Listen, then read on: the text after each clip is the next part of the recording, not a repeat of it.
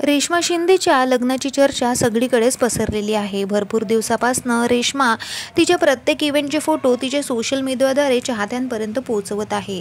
जेव्हा तिच्या केळवणाचे photo share करण्यात आले तेव्हापासूनच रेश्मा शिंदे कुणाशी लग्न करणार असा प्रश्न प्रेक्षकांना पडलेला होता। नंतर तिने हळदीचे फोटो शेअर केले, ज्यामध्ये तिने तिच्या होणाऱ्या नवऱ्याचा फेस रिव्हील केला आणि तेव्हापासूनच प्रेक्षकांची उत्सुकता अजूनच वाढलेली होती।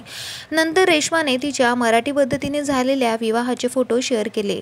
त्यानंतर आता परत रेश्माने तिच्या विवाहाचे फोटो शेअर केले, ज्यामध्ये ती आपल्याला साऊथ इंडियन लुकमध्ये पाहायला मिळत आहे।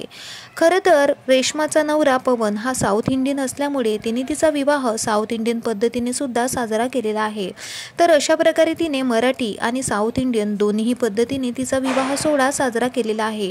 दोन्ही परंपरेला मान देऊन हा विवाह सोहळा साजरा करण्यात आला। तर अशा वेळी रेश्मा भरपूर भावुकही होताना आपल्याला दिसत आहे।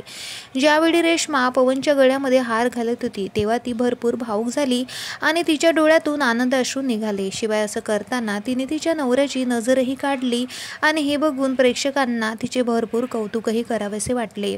एवढंच नाही तर रेश्मा आपल्या आईवडिलांना घेऊन सुद्धा भरपूर भावुक झालेली होती। अशा वेळी मराठी सिनेसृष्टीतील भरपूर कलाकारांनी तिच्या लग्नामध्ये हजेरी लावलेली होती।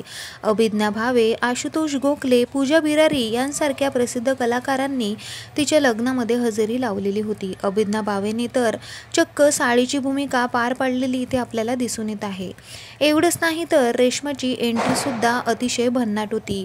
तिने पूर्ण साऊथ इंडियन लुक घेतलेला होता व बासिंग सुद्धा साऊथ इंडियनच होतं व तिच्या एंट्रीमध्ये तिने डोक्यावर लांब ओढणी घेऊन अतिशय पारंपरिक पद्धतीने हा विवाह करण्यात आलेला होता। एवढंच नाही तर मराठी सिनेसृष्टीतील अनेक कलाकार आपल्याला इथे उपस्थित होताना दिसतात। तर तुमचं याबद्दल काय मत आहे आम्हाला कमेंट करून नक्की सांगा।